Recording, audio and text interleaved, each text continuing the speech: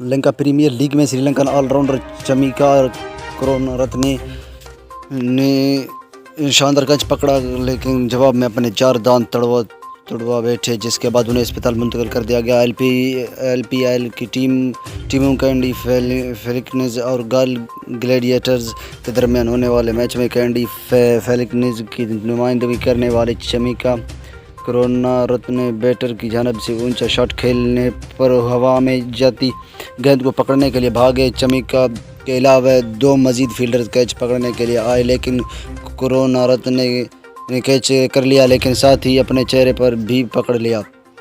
گیند سیدھا آ کر چمیکا کے جبڑے پر لگی، جس کے باعث کرکٹر کے 4 داند ٹوٹ گیا۔ اسٹیڈیم سے وائرل ہونے والی اس ویڈیو میں کرکٹر کے منہ سے خون نکلتا بھی دیکھا جا سکتا ہے۔ غیر ملکی میڈیا رپورٹس کے مطابق چمیکا کو اسپتال منتقل کر دیا، جس کے بعد ان کا آپریشن کیا گیا۔ خیال رہے کہ اس میچ میں کینڈی